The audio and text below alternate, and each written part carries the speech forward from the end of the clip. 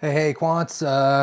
You might notice that my setup may look a little bit different, only because I have the ring around my face again.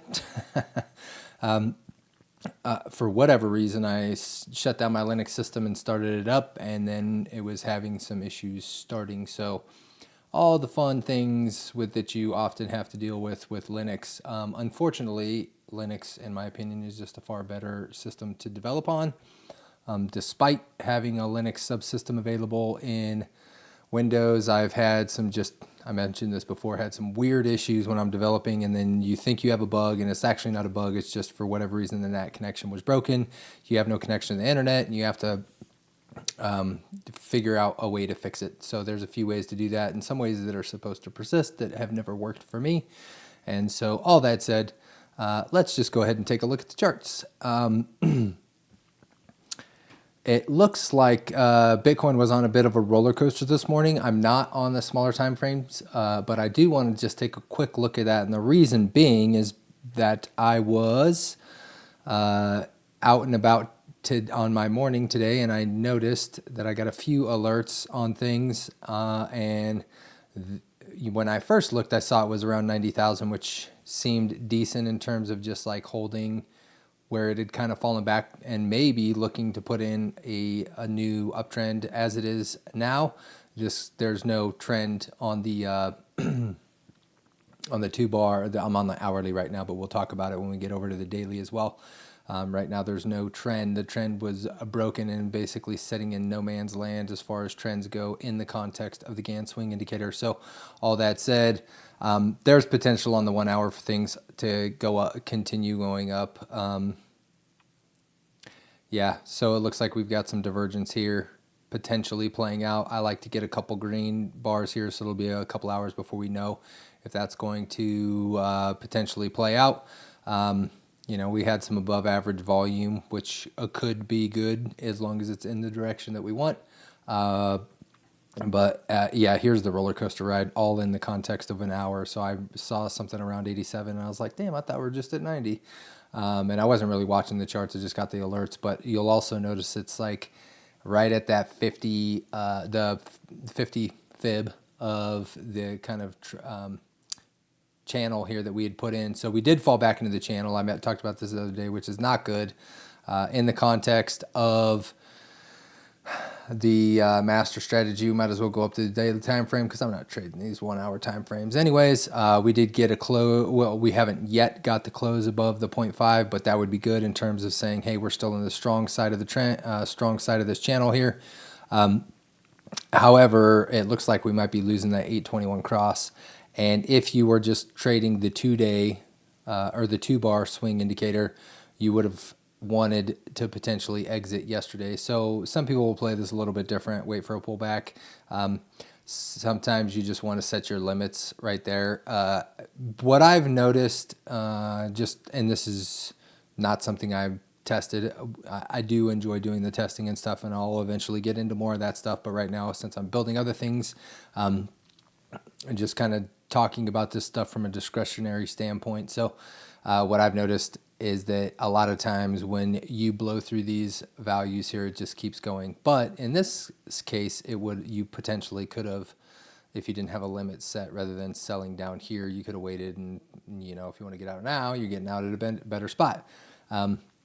Who's to say that's not what people are doing right now? Looks like volume-wise, we're about the same bar, but all that said, this does not look super good, in my opinion, for price action. We didn't get that touch to the 200. I'm still expecting that at some point. We never got that touch as these turned down, and so I do eventually think that's going to happen. However, I've mentioned that when these first turn down, that hey, price might just continue sideways until the 200s come down, and it looks like that might end up playing out. It wouldn't take much price movement to get up here and touch these either way. So still kind of waiting to see if that plays out. This is the choppy area, so you kind of got to be playing the short terms if you're doing that, or giving yourself a gap between those counter trend trades. I think I have talked about that a little bit in the past, but let's go ahead and take a look at silver and gold since we've been watching those as well. Silver. So silver, oh, looks like we're finally getting a little bit of a dump on the price here. Now we're still trending up significantly for both of these. I think maybe I was showing it on my other chart because I thought I had the lines on this chart, but maybe that is not the case.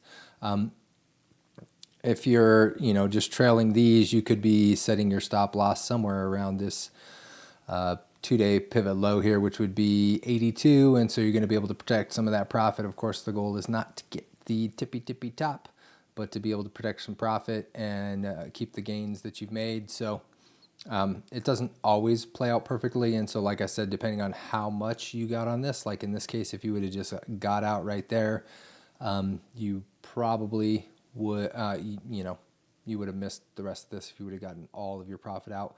Now, in the context of the overall trend, if you would have got out there, you're probably still sitting pretty in profit. But if you would have only taken out 50%, 30%, something like that, then you would have had some more to continue riding this train with. So personally, I like to kind of see the close below that, and you can see it didn't close below there, kind of splitting hairs at this point. But yeah, we'll see if we get another. It doesn't have much to drop before it'll actually turn that trend down. So time to pay attention, I would say. We have our oscillators quite high, so there's lots of room to drop. All right, let's go ahead and take a quick peek at gold. Wow, gold. Man, did it get to? No, man. It looks like it might get that push to 5,000. 5,000 is a really nice, even number. However, this candle is a nasty candle. If it closes here, we're getting that kind of shooting star top there. Or is that the upside down one? Anyways, I think this is shooting star.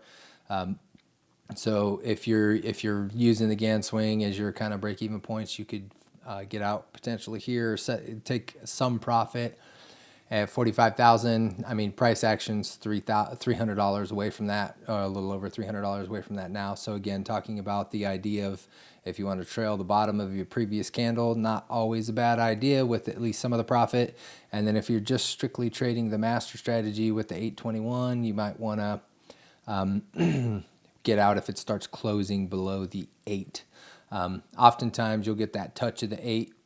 I mean, here, and then it goes on, or you get the touch of 21, and then it goes on. So it's really hard, in my opinion, to just say, hey, I'm going to get out at these values, because I have a middle finger as one of the notes in my trading journal to myself to not sell support, because I've done that before early on when I was first learning to trade. And I was playing that kind of concept as like, oh, I'm going to trade here or sell here.